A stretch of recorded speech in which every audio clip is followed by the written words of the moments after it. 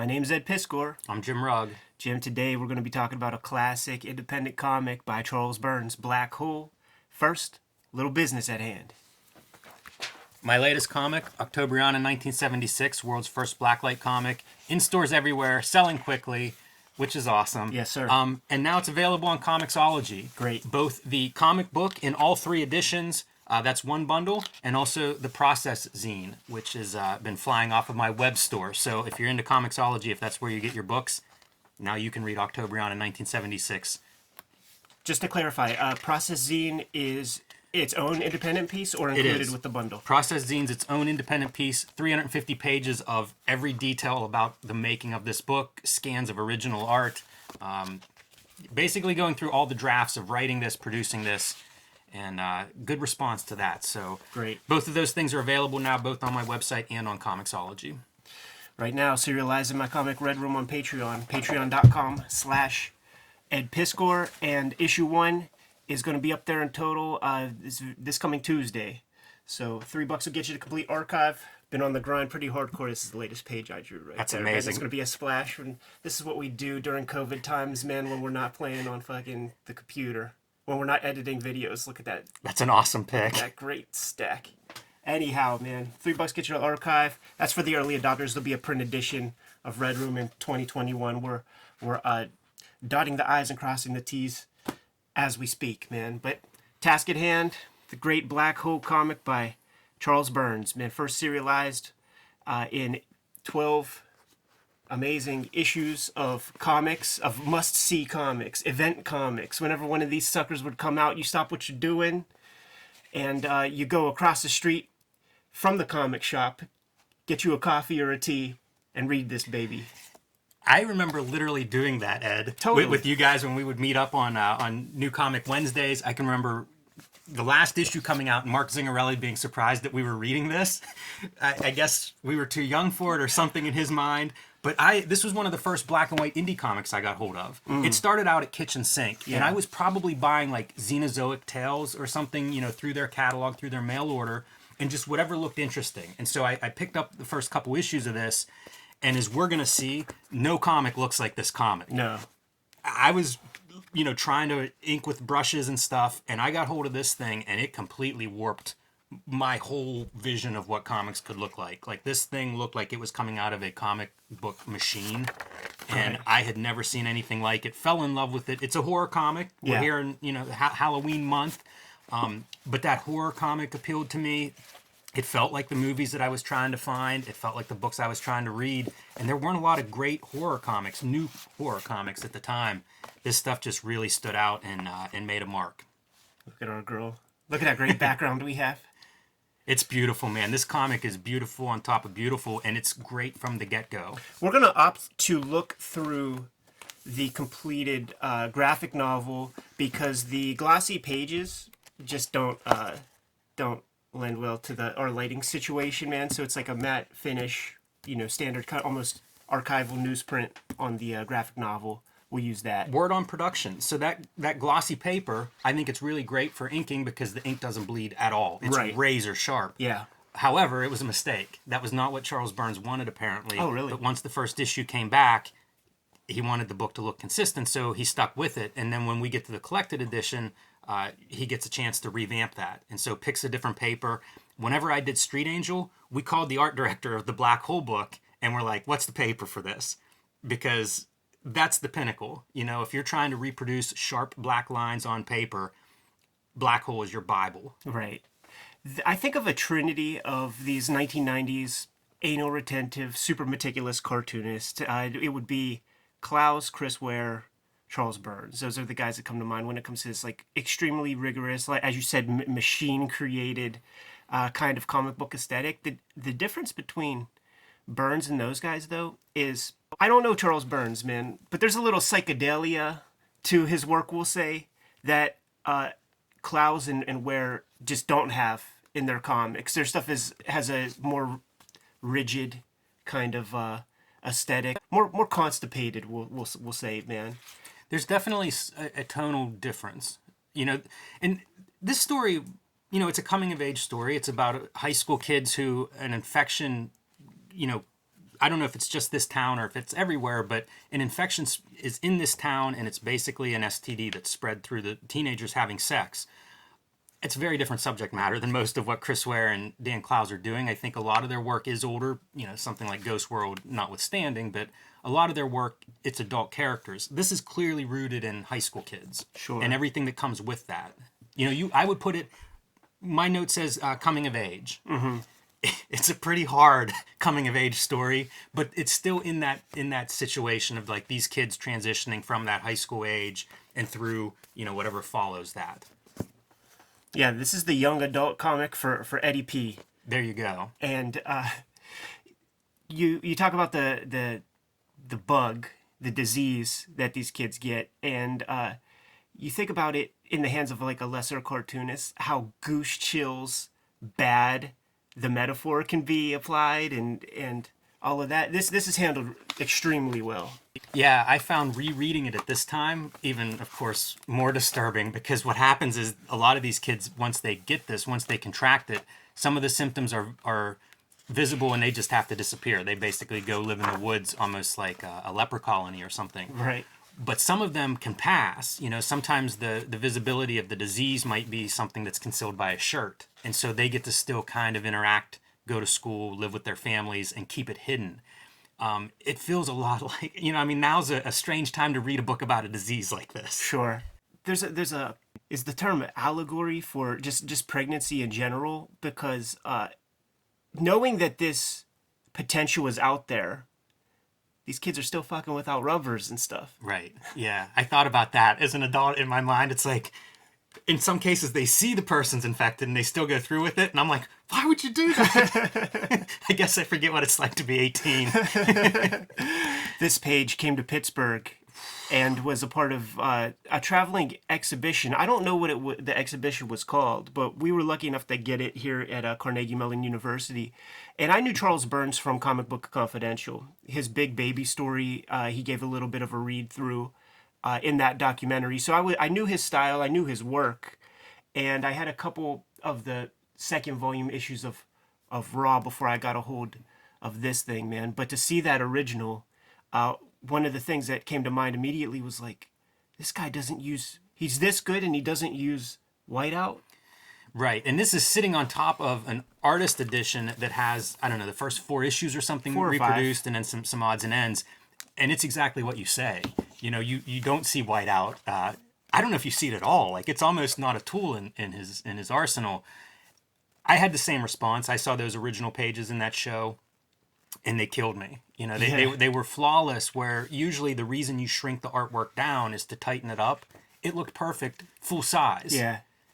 And shouts to Susan Moore, Charles' partner, who does the great lettering in this comic that is totally congruent with the art style. Yeah, I remembered the lettering as being a little more EC-like than it actually is, but it fits.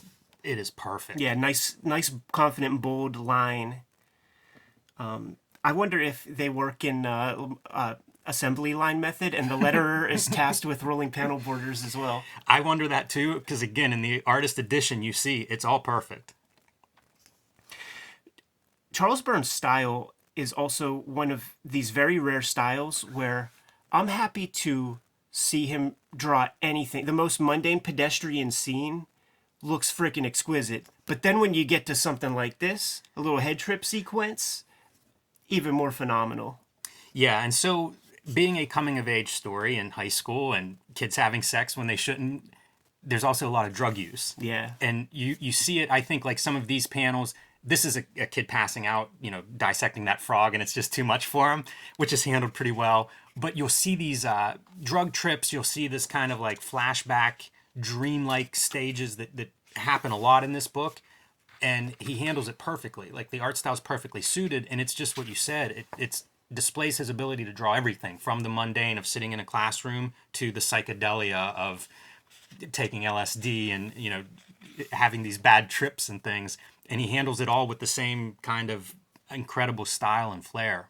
He'll have these moments that are very sincere human moments. You know, these kids getting high, just talking shit, whatever. But then he'll never let you forget, man. It's a Charles Burns comic, so you're gonna happen upon stuff like this. You know, these weird totems that are on trees, and then there will be almost straight up romance comic kind of scenarios happening, but then a girl starts making out with a mouth that's built into a guy's chest because he has the bug. He'll never let you forget. It's a Charles Burns comic. Giving away such a good moment. That's one of the more disturbing scenes in here. Those things, those like totem-like things on the that we'll see in the backgrounds of these woods, they were then in like Blair Witch Project. I remember seeing that movie and just being like, oh, it's such a lift from Black Hole. And there's a skin. So as you say, you know, probably one of the big indicators of a Charles Burns comic, there you go, a human skin that's been shed and it's stuck in the branches of a tree. And some people get this plague a lot worse than others. Right. So you get the really grotesque horror, like, put the makeup on. You don't get to go to school looking like this, man. No, that You're gonna have a tough time. you're in the woods if that's how the bug got you. Yeah. There are great moments too as the students, they kind of just disappear, right? And then the people who are still in school and still going to parties, they'll talk about him like he must have got the bug. You know, haven't seen him in 2 weeks. His family doesn't live at home anymore. That kind of thing. And whenever they encounter them occasionally in these woods where the kids party, they're not even recognizable sometimes. But you know, to the person who's infected, they of course recognize their former classmates. You know, and they would love to have that connection again, but it's just too much for the uninfected. Really disturbing, that stuff. Sure. This is yeah, we could identify the Charles Burns scenes about every other page. We have them. These great dream sequences. The first time I traveled abroad was to a festival in Denmark, in Klaus Burns and where we're out there. And they were talking about like the importance of dreams and how it corresponds with their comic pages. And you could see that each of these guys probably take something different away for that. Like, Charles Burns is literally like depicting dream sequences, and I think what Klaus and Ware meant was you don't have to draw a perfect '67 Chevy. Like, it can be the idea of a '67 Chevy that you put in the comic, and as long as it's consistent, like, you know, it's fine. Yeah, that's a huge thing. That's been something for years. It took me to understand that, because you'd hear them say that stuff in interviews, and I agree with that 100%, but it's weird when you're the guy drawing it and it's like, oh, it's just not a good enough car. Right. Here's our girl, Chris, and as a storytelling device, she has this little chocolate chip on her mouth, man, so that, like, when she takes off her skin, you could see it on the little skin piece. Yeah, it's a good detail. And she's one of the leads, I would say. Yeah. I think of her, and then there's a guy, Keith, the guy that passed out in the beginning. I feel like we follow their two arcs. Yeah. And they interweave a little bit here and there. They come together at different times. But I feel like those are the two primary characters. Keith's the unibrow cat, right? Because she has a boyfriend that looks a lot like Keith, except he doesn't have the unibrow. He has a little goatee. Yeah, a little flavor saver.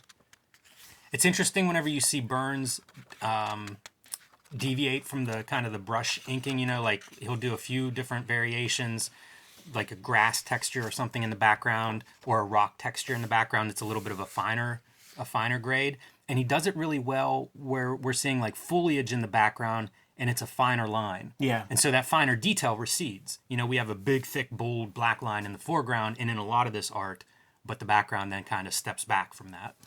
When he does the holding line as white, which really, when you take a look at the artist edition, he's just filling in those blacks. Like, that's not some kind of like white tech pen or anything like that.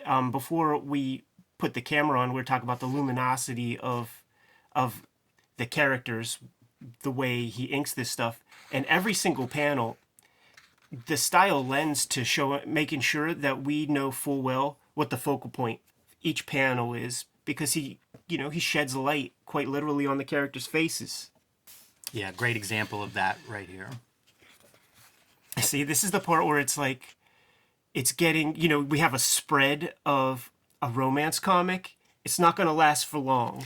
Yeah, you know what? That's a good thing to talk about. Charles Burns, if you follow him, if you read interviews or see his comic art stuff, huge influence of, like, say, 50s comics. Yeah. Romance and horror comics. Probably any kind of comics. But the romance comics, like, he was one of the first guys who I would really see embracing that whenever I didn't know much about romance comics. And you'll see it again and again in this comic. It's interesting what the ingredients are from that regard, because mid 90s, man, romance comics weren't, like I never saw them. Right. Now, I think people have a greater appreciation and some of them are reprinted, but back then, totally secret. Look at these great, like these abstractions. Yeah. And, this is a comic dealing with teenage sex, but it's tastefully done. This isn't a porno comic. There aren't porno sections to this, man, but still, keeping with the Charles Burns motif, this is kind of a heartbreaking sequence, man, because they're both giving into their biological urges. The dude has something to tell her. He wants to make her totally aware of what's going down with him. And she says, I know. And he takes that as, well, you heard the rumors as well, man. So you know what's going down. Pops it in her. And as she's writhing around with him, reveals the little mouth on his neck. And she's like, what the fuck is that, man? And this bug, it's a foregone conclusion. You fuck, you're getting it. See, this is total romance comic imagery right here. 100%. After we've just seen this shit. And this little mouth, he's a motherfucker because he's independent. Yes, he is. And it's like he wakes up when the guy goes to sleep. This is a great panel too, like the action reaction shot, but is one face divided by the panel gutter. Yeah, it makes me think of that. Was that book called Facetasm, the one that he did with Gary Panter? He gets so much mileage out of a relatively limited vocabulary, and I don't mean limited like he can't draw something or anything, but I mean he has these. It's rigid panel borders or it's those wavy panel borders. It's often on a grid, but then when he varies from the grid, it's a real indicator of like something's wrong. The world's very shattered at that moment. The character's experiencing this off-kilter feeling. And it's so effective because it is a relatively simple ingredient list that he has. Man, he plays them all like a, the greatest ever, but it's not overly complex what he's using. He's just doing it better than anyone else. Right. Rereading the story, see, this is fairly early. It took him close to a decade to do those 12 issues. When I first read it, like when you get the issues, you have to reread all previous issues. That's the way it would work for me, man. When a new Black Hole would come out, it's like, all right, read up, because it took a year for that last issue to come out. A year transpired, and I would read it as a whole. And checking this out, like having this book as a document unto itself, you see these textures here, like with the foliage and the weeds and stuff. Later on, it's clearly the same guy, but he gets even better, like, as the years go by. Like, when I was a kid, it all felt the same. It all felt like one unit, but it's just not the truth. Like, the end papers later on are so ornate, and the inking gets even tighter. It's ridiculous because it starts off at such a high level. On top of the bug, on top of the romance scenarios, on top of the drug use, these poor kids who are out there in the woods, there are arms and legs and things like that are being found around the woods that create this extra level of horror to our terror tale. Look, that's almost like Rick Griffin or something right there. Yeah, I continue to be in awe anytime I flip through this book. It's very easy to get mesmerized in that. Yeah. And, I mentioned him having these few ingredients that he goes back to again and again, and you see it in the repetition of faces, in the scales, and things like that. There was a manga, Dragonhead, and the first time I flipped through it before I read it, and it was the same deal where, like, certain faces and sizes would repeat, so it was almost this pattern of, like, recurring imagery. I get that out of Black Hole. As you're flipping through, like, you'll see these kind of, like, a handful of, sizes, scales of these faces, 3/4 views of these faces. It just becomes this very repetitive, almost filmic experience going through it. He'll do this other thing. Hands are a big thing. We see a lot of really well-drawn hands. He'll do this other thing where the sort of giving into the Golden Age romance comic like aesthetic with the captions, there will be a lot of show and tell, but it's kind of the writing part reinforcing his romance comic love. Like some of the panels true. I'm thinking of are like you'll see little creatures in the background and the caption will call them out when it doesn't need to, but it's the writing part that's giving into that romance comic vibe. Yeah, a lot of the captioning is that first person accounts, which is the feelings, Right. which, definitely harkens back to a lot of the romance comics. This is great. They're going to get drugs, so, think of this as your very typical 70s drug dealer house, blacklight posters, dark inside during the day. This whole art, like whenever I got into doing like blacklight posters, this is the guy I'd think of because it has that luminous quality. And you need that black for the other colors to pop. It really nails that vibe in my mind. Like when I think of blacklight posters, it's this book. You don't get to reach this kind of drawing ability if you don't freaking draw a whole lot, and do a lot of practice, man. So the setting the story in the 70s makes perfect sense because I think about just personally, my knowledge of pop culture ends at about 1994 because I invested everything into this. You know what I'm That's saying? interesting, right? And when you have like you could see it now with when you have like middle-aged people making young adult comics and they're trying to be contemporary, it rings false. It's like when Kirby was doing Jimmy Olsen and he's like using hippie words and stuff. It rings false because you're lying. You've been indoors, you've been drawing, you've been living in your own world, and time has ceased outside. You're seeing kids with pants around their ass, and it's like Blade Runner or something, man. So it makes perfect sense to keep the time. This in is the a 70s. big story moment. So this is Eliza, who's going to become romantic interest for Keith, the other lead in the comic. And I feel like that's a pretty good intro moment of him seeing her and reacting. I think he's high at this point and, going to get beer or whatever and runs into her in the drug dealer kitchen. Right. And it's great. It's very effective. You see his shock, and of course, is being high, he's even more like open to that weirdness. And then this is what you see is a half-naked girl that has a tail.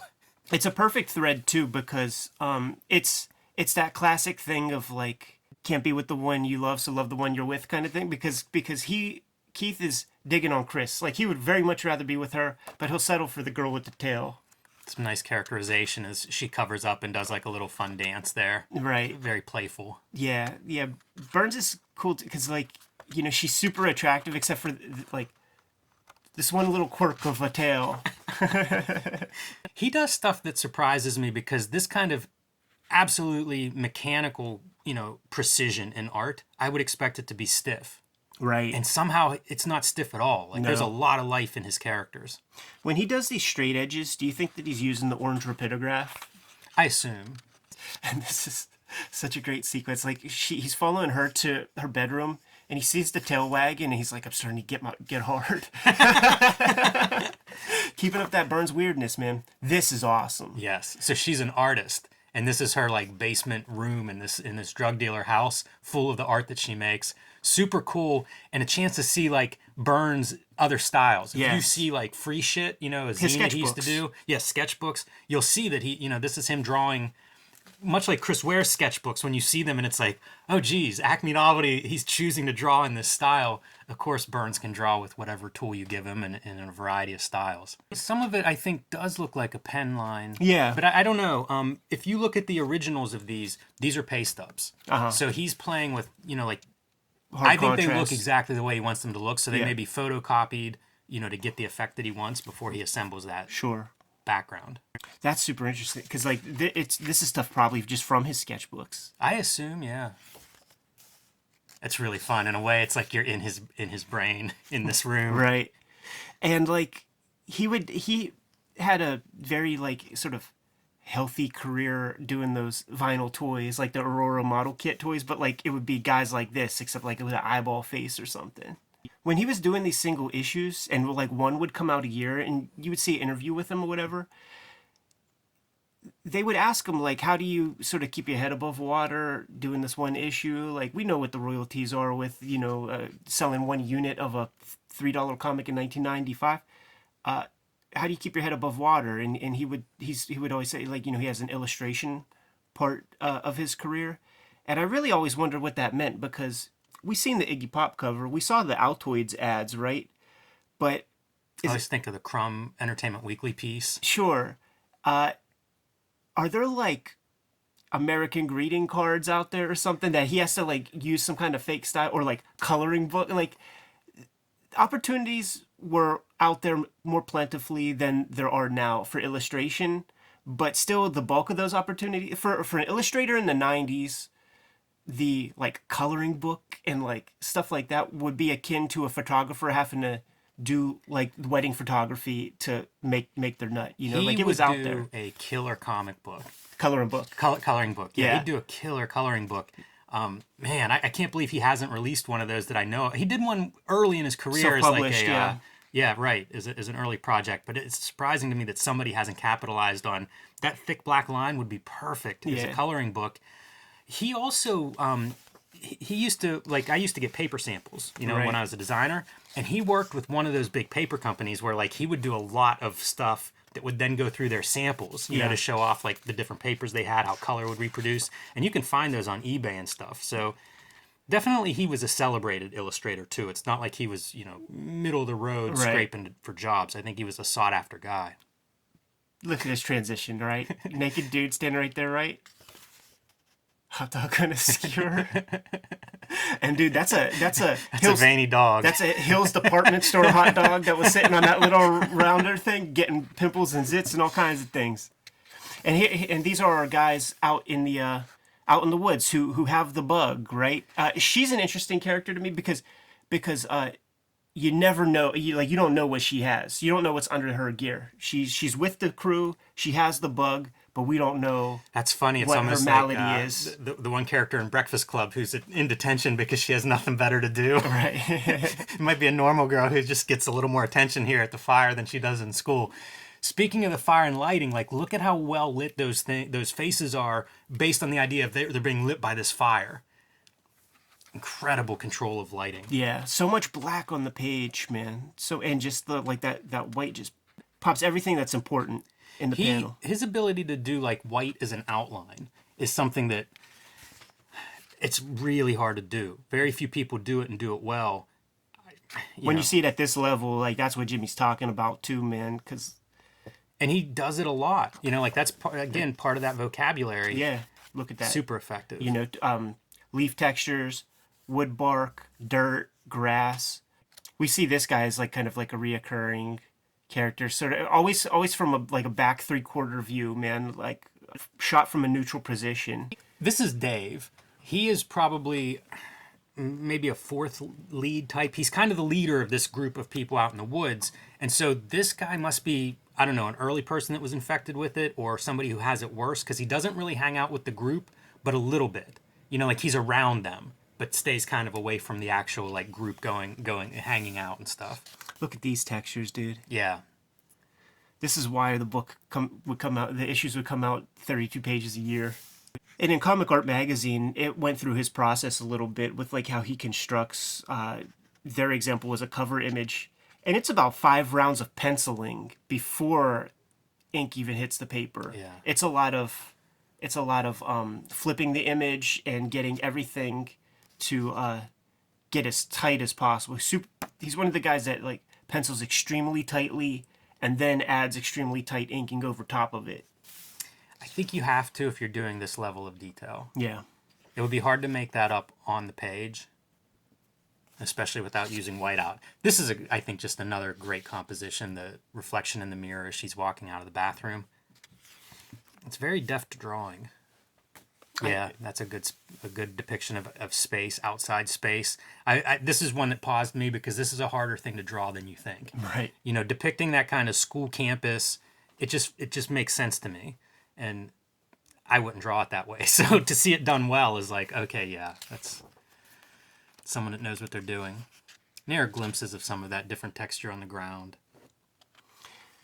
See, Chris, she's not down with Keith because she's in love with this guy right here.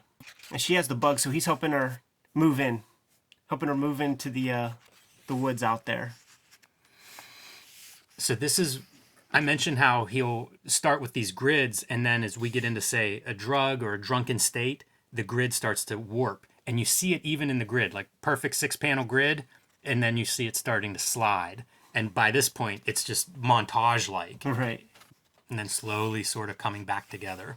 First time her skin got ripped off, and that was a really cool part to the story too. Like she's at a party in the woods. Everybody's about to go skinny dipping, and she has the bravery to set it off. She's the Frank the Tank, man. And she takes her gear off, and everybody just pauses, stares at her, and she's like, "What, man? You guys are wusses?" When you see her from the back, you see that her skin, like down her spine's all gnarly and kind of coming apart, and everybody in that moment immediately knows you got the bug. And everybody but her. Like, she's Right. aware that she's been exposed to it, but hasn't seen it.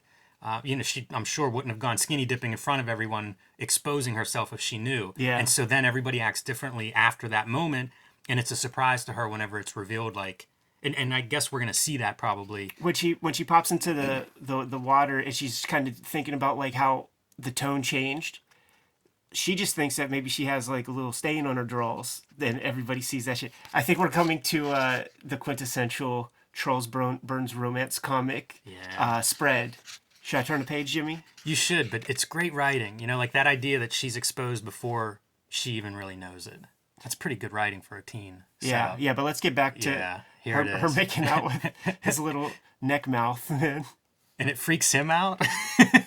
yeah, because he's never had anybody do that. That's another one of those great moments. I think a great writing moment. It's really smart, and it's sort of, it's a way to visually illustrate that idea of like early sexual contact and that experience of like being overwhelmed or whatever. He's like, whoa, this is weird. This is a cool issue. This is called Window Pane, which is the name of the LSD they're taking. Yeah. And so this whole chapter is these buddies, Keith and his buddies, taking acid and having this trip. And I mean, in the middle of this book, it's the perfect recipe for a bad trip. Right. Also, by the way, when you see the use of the circle template, like that's Burns being able to use that ink compass. When we have those circular panels like that, that's the ink compass. That's a hard freaking thing to use, man. You have to have a very clean rapidograph to use that. Panels of characters watching TV and lit by the television. Pretty main, one of the tropes, I think, in a lot of the Burns comics is TV. We talk about 50s comics. 50s television probably equally influential there. There it is, man. Yes. He's starting to feel it. Took that acid a couple pages ago, but it's finally starting to kick in. Yeah, window shopping down the sidewalk and just being overwhelmed by the displays. Use of the page and panel layouts and even the lettering to just accentuate that. Great character design. Now, Jimmy, people come to our videos, they know spoilers abound. They know we're going to be looking at every page. So can we blow the spot?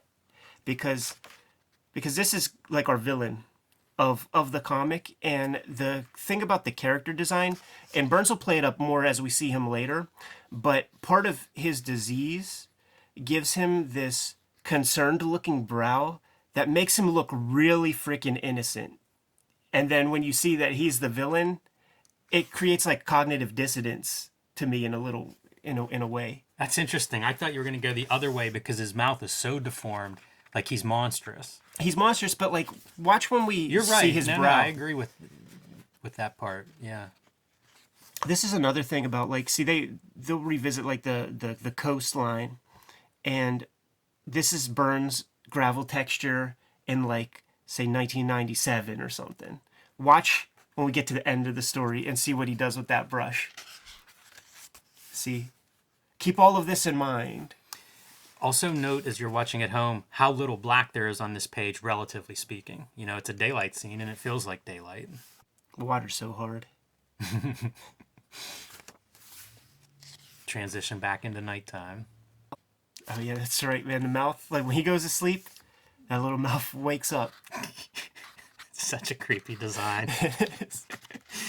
His lettering, like all the title lettering, is so great. Yeah. Once again, that's Susan Moore, his wife and partner. And do you think she does the title lettering? Because it's integrated with the drawing. Well, I think she has something to do with it. And again with the hands. This is one of those crazy things too. Like when you take a look at it, Frank Miller is going to use white paint to do all that. He's drawing all of these little tree branches and then coloring the black on the inside. You see it in the artist edition. It feels like he's drawing it and seeing it. Yeah. And it looks perfect. It reminds me of like the Hellboy and Hell artist edition where like there's something about the size, like when you see that original art size where it's like it's a complete satisfying piece. Yeah. It's shrunk down and reproduced here for us, but that original piece, like he has to be just, that's an artist like a painter would be dealing with his canvas, I think.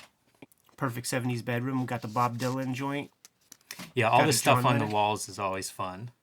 Funny too how those posters are so, I don't know how many there were, but it seems like they're very common, right? And Right. there's a big legendary poster company, and I think they made all their money off of what's the model? Farrah Shit. Fawcett? Yes, the Farrah Fawcett poster that sold millions. So Bob Dylan, of course, the Jimi Hendrix we saw earlier in the drug dealer's place. I remember in college there would be like poster people that would come through like the first week of you're back in college, and it was just posters, and they were the same posters. Like you probably could have bought any of those posters at that setup. We got our guy. He's meeting Chris again in the woods for the first time. Got the innocent brow, the innocence of our guy. This is what he looked like before he caught the bug, and he's part of chess club, man. and then you wonder like, well, what kind of chicks did those guys get to see? That's that moment too where Chris is like, "Yeah, I'm sorry, I don't remember you." Yeah. it's such a perfect high school moment.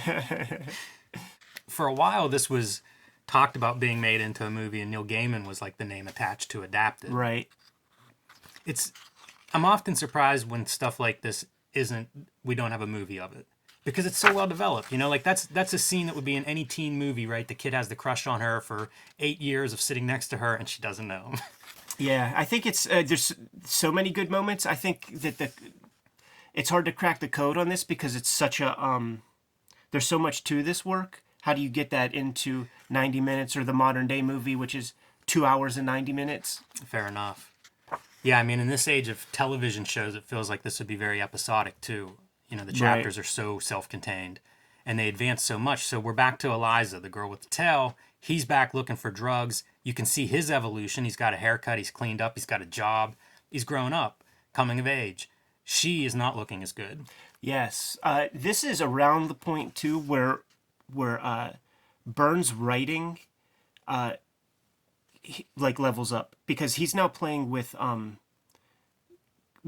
time in a lot of ways. Man, he's going forward, he's going backward. One question, if we were to do a shoot interview with him, I would be curious to ask about the rigidity of the just the plot of the story.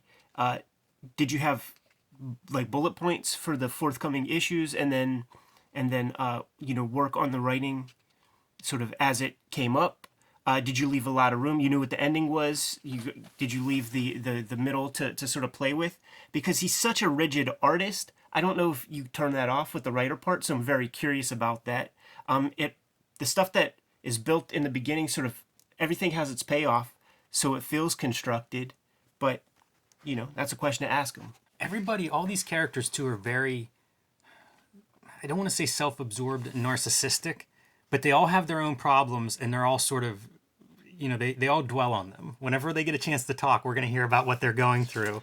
That's kids. It is, totally, it's perfect. Like, even in one of the earlier chapters, when Keith is having his LSD trip, he ends up at that fire with all the infected people. He's complaining about his life. Right. It's like, they're kicked out of their homes.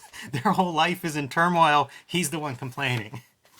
Oh, you mentioned pornography at the beginning. We do see porn magazines. Another one of those like 70s kind of perfect set dressing. Yeah, you could tell that's the 70s right there.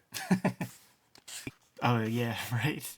See, we have our Charles Burns romance sequence, and we got to keep it Burnsian, man. So she's going to want that tail pulled. And what's going to happen? That fucker's coming off. Another panel with a hand, and in the middle, the tail. Kind of loses his stroke in the mix of it, man. But she's like, no, I like it. It's all good. Look at him fixating on it. Of course. And see, he's so, like, It's perfectly cut off. I remember when I was a little kid and I'd catch lizards, and the first time my tail broke off. And it was just like, what? Did I just kill this thing? It's very reminiscent of that. I definitely was looking at the end of that tail for a while. Can we get to the action sequence? Because our girl Chris, she's got it. She has to leave, man. Her parents just don't understand. They're trying to keep a tight leash on her. So she works with Rick to escape, man, to get the hell out of there. She's going to live out there in the woods. And they're having an amazing romance. He still is going to school because he could hide his issues. But he visits her every day. And we have our most kind of melodramatic sequence. You know, I love you too. See you soon. And here's our little guy in the woods. Our most deformed guy. Yes. That's a guy I think of as a Charles Burns drawing. Sure. The scraggly hairs on his head, the big brow. The one of the tropes also of the Burns face is the eyeballs are set very far apart, and when I saw this when I was a kid, like learning how to draw, and the teachers are always so rigid about 5 eyes wide, 1 eye distance between eyeballs, and I'm like, but this rules, and it certainly doesn't abide by that. Yeah, very small eyes. There's always room for that. This Great is sequence vicious. of getting the pipe in the face a couple times where it's like direction, direction, direction. Right. A lot of movement whenever he needs to bring it, and a really gross, man. That face is busted up. Yeah, it is. Super violent. That's the last we see Rob. Rob Yes. is his name. Yeah, and Chris has no idea it happened. All she knows is Rob hasn't been coming around. Yeah, he just done disappeared. So, of course, she's going to descend into depression, loneliness, isolation, not running out of food and supplies, dirty. But Keith will save the day. This is Keith full on simp mode, right? Like he's got access to a house, and he hooks her up. Yeah, he's house sitting for family friends. Yeah. Makes her sandwiches with the crusts cut off. I remember in school, this one dude was gaming on a girl, man, and he was talking to her. He's like, "Take your sip."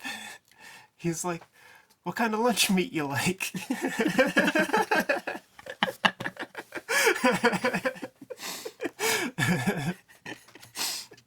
They were gonna go to picnic, Jimmy. That's the funniest pickup line. What kind of lunch meat you like? Oh yeah, that's right. She the gun is important, and she stole it from her stepdad or something like that, man. Just in case, a little equalizer. She's staying out there in the woods, and they're finding hands and legs all over the place, man. She ain't gonna be caught slipping. This is another chapter that I think really showcases his writing ability. Mm-hmm. It's so easy to think like Charles Burns, great illustrator, amazing artist, but this book is really well written. It is. And in this moment, I don't think I'm spoiling anything or stepping on anything, but essentially this house, his plans for, I don't know, seducing Chris or at least maybe reconnecting with her go awry quickly. He's going to work during the days and stuff, and then when he comes back, it's like everybody's there. Yeah. Everybody from the fire circle has invaded this house, and it quickly just falls apart and goes wrong. Doesn't that look like a guy who would buy underage people beers? That guy's great. He feels like a supporting character in Big Lebowski, where it's like, you could spin off, let's follow him. Let's see where he's going. But it made me really mad, like, wow, this Chris character's terrible. Right. Was my takeaway. She kind of disappears. She, flakes out, doesn't reciprocate at all, withdraws more into herself, or at least that's what you're led to believe. And then we're going to see what actually happens over the course of maybe, 2 issues or something, because there's a lot more to the story than what we see from Keith's point of view. And that's great, man. It's amazing storytelling, because I know my feelings towards this character change and change again. So well done, storyteller. I just saw Jackie Brown rewatch it for the first time in a long time, and Sam Jackson goes to his one girl's crib, man, to sort of hide out, and he's like, "How do you live like this? That's some repugnant shit." and that's what I think when I see that. And also the everybody I was friends with through like maybe 5 years of my life, that college, post-college, all the dudes, that's what their places all look like. Sure. And cars. Yes. If the crib looks like that, the car looks like that. Yeah, so this is him back in the house he's supposed to be watching, and it is turning into that. Buscemi would play this guy. Yeah, they have the heat turned up. You know, they stink. Just complete every flat surface covered in garbage. And whatever that is right there. Right? I was going to ask you what that is. I think somebody's shitting in buckets. It's a bad sign. He's out in the garage smoking joints before work. Boy, these people are going to come home and be mad. Yeah, I think Real so. mad. Makes you not want to have anybody house sitting. Who wants to anyhow, right? This reminds me early, we see like the sun setting and then it becomes like there's weird rays coming off of it. It's pretty abstract. I pointed it out at the time, but this is the sperms going into the egg. It's exactly the same visual. Yeah. And now he's reconnected with Eliza. Yeah, She the sees tail him girl. at work and she looks good. She got out of the drug dealer's house. She's kind of looking healthy, eating better. As a very abusive household she was living in. Yeah, she got her face rocked on at one of the parties. A lot worse than that happened. Yeah. Comes home, massacre. Massacre, as Ramones say. Yes, much worse than a mess, a bunch of dead bodies. Yeah. Look at that, man. Even has the powder burns. That's a close gunshot. Yeah, he walked right up and did it. Close up of the black hole. There's that texture on your chicken leg. Yeah, for sure. And look at these, like, mathematic bricks, totally measured out. Everyone's the same size. They are, but then when you get to the writing on the chalkboard, it's much more organic, like a human hand behind it. Yeah. He's subtle with this kind of like the warm elements. It's very subtle where those are at, but they are part of that tool set that he's using. That's true. You see the concerned brow? Trying to buy a bucket of chicken. Just getting dissed. Get the fuck out of here, you piece of shit, blah, blah, blah. And you have sympathy for him. Like, when you talk about, like, the ebbs and flows of how you feel about a character, you're on this dude's side. Yeah, it's good. Again, good setup because it's a couple of, a page worth of him taking abuse from the normal kid behind him in line. All right. And see, even when he's being tough, man, he still has that innocent looking brow. It's important. And that sad face, the sad mouth. Yeah, right there, right? Spits in that dude's mouth to infect him. Yeah. And get to answer the question, like, who's been making those totems? Of course, this would be the guy making those totems. It's his Igor. When do you know what's coming here, Ed? When you were reading this, were you like, oh boy? Oh, yeah, right. Right. Brings him some brings his outcast buddy some chicken. Yeah. When you see this, you know it's all down because this is the guy that rocked on our other cat and said he's doing it basically following orders. Yeah, Dave clearly the leader of these guys. And that's established throughout. Like he reaches out to Chris when she's alone and tries to bring her to the fire. Maybe there are ulterior motives, probably. Yeah. But it's still the act of the guy who's kind of has that leadership role. By the way, another trope of, like, say the 90s and before would be porno in the woods. Woods porn. Yep. You can find it. Is it in Playboy, Chester Brown's book? Does he find... I know he hides stuff in the woods, right? Well, somebody has to hide it for us to find Chester it. Brown. You always wonder about the guy who hid that stuff. Yeah, it's nice. This guy's enjoying himself, really enjoying the chicken. Nice warm moment. And let's end it. Let's end that warm moment. Flashback. It's like making prints in the dirt. Snow angels. Yeah. And then this is just recounting the events. What if we just leave this piece to people to read, man? What do you think, man? The only piece that you're going to miss from this, there's two pieces that come towards the end. Sure. No, I'll just say it. It's not something we have to see. But we find out from Chris's point of view what happened this morning whenever Dave goes on his killing spree. Mm-hmm. And what happened is she realizes that he has the gun. Right. It was missing when her campsite was ransacked. And she sees it with him. And so she locks the door and flees out the window.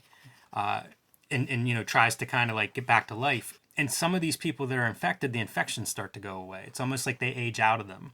So, that is kind of a possible hope that, you could improve. But she goes back to that place on the beach that we saw earlier, her family campsite area, and connects with some old people that offer her some food and stuff. And so there's a little bit of hope from her. But she left as a way to like kind of protect, maybe not Keith as much as herself, but she had no choice, So as a reader, I was mad at her that she was like blowing this guy off. Right. But then you find out she had to, or she would have been dead in that house. And then the other piece is that people are healing from this, whatever this infection was. It appears to be temporary, which is, part of that coming of age thing, that transitioning, I guess, to adulthood. Jimmy, look at that little lizard. There's your display of like every texture in the book is now in his pen. I don't know if those are pen nibs that he's inking with at that point to get the really fine kind of texture, but it's all available to him now. Yeah, let's look at some of that beach stuff, man. This ending really strikes me as being a, it's the end of it's like high school's horrible. Right. That whole time period, I think, is just horrible, and this is them getting out of it. It's the end. It's graduating to adulthood. It's an incredible book, incredible read. Makes me want to look at stars on the beach. It's so much darker. Where I live, you just can't see stars very well. You really want these to be people from his high school yearbook, right? You hope so. And these are what appeared in the end pages of the original 12 issues. So you would get one shot of them, these 12. Yeah, on one side. And then the infected shot on the right. It is pretty fun. If he didn't pull those from his yearbook, he missed the chance. I think so too, man. And then, of course, like he had to do his own version. Yes. Because every piece of this has to be perfect. Yeah. Great book. Get it in any format you can find it. It's early days of like graphic novels. That's one of those terms that's thrown around and usually just means spine. But I mean, this is a cohesive, incredibly ambitious story, and he lands it. It's very well done. So when you think of the novel part of graphic novel in the traditional literary sense, this book delivers it. Yeah. I just remembered, dude. I lost my very first Eisner against in a category for best reprint graphic novel against Black Hole. I think Black Hole. No. Here are the nominees: Black Hole, Ice Haven, Dan Klaus, the Big Red Acme Novelty Pantheon book from Chris Ware, whatever Joe Sacco had out. I think maybe Safe Area Garageda, and my shit comic, man. And it made me think. I was 21, just in comics for the first, like my opening years.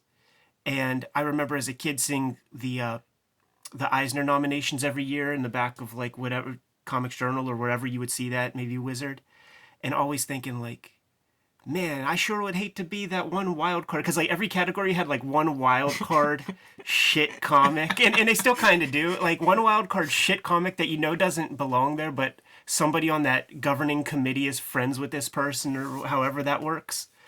The people I was working with, they hit me up to let us know that we were nominated for an Eisner, and I was like, against what? And they told me, and I didn't get out of bed for February of 2004 or whenever that was, man. I do think it was a Chris Ware book that won. That's the early days. You want to show off some of those end papers? Yeah, that's what I was thinking. One part of these trades, or of the comic book issues, were these elaborate end pages, usually of things like in the forest. But I don't know. There's a variety. Each one is its own thing, and a few of them are used, I think, in the book collection, but most of them are not. Right. And you think of 12 issues where the front and backs are different pieces. That's a lot of artwork to not show off somewhere. Oh man, Burns cheated on this one. It's the same image. Is it really? Blown up. Yeah, I'm looking at the little debris on this rock, and it's the same there. Charles, what are you thinking, man? So you can't tell him that stuff because he'll get. You know what? This one's the same too. I bet you that one might be the same. That might be something that happened as he was going further into these. Oh, this one's the same. I thought each one was different front and back, but I guess not. I guess in the early ones. That was bad memory on my part. It's a Mandela 12, effect. It's still 12 impressive drawings, though. Like the 2-page spreads. You gotta use these wherever you can. His black and white just looks different than everyone else's, right? It does, but it's also that synthesis of comic book history. You know what I mean? Like the feathered line has always been there. It's just he's perfected it. When I first saw his ink line, it was the ink line that I wished Charles Paris really had with Dick Sprang, because it wasn't as tight as this. It's pretty tight. It was still fairly wobbly and loose compared to this. By the way, who's referencing Charles Paris and Dick Sprang for inking reference. This one is different because there's a Snickers wrapper. Like somebody went through this area. Yeah, this is the one that we all remember, man. Yeah, there's even like little loose ties and chicken bone. And this is throwaway. You know, like these are end pages that aren't even reprinted. Right. Unbelievable. Great book. So happy to revisit it. First Charles Burns on the Cartoonist Kayfabe channel in almost 2 years of producing this YouTube. We had to right a previous wrong, and what better time to talk about Black Hole than during October in the midst of COVID. It's a great book to read right now. Weirdly. Or not, depending on where your mind is. Fair enough.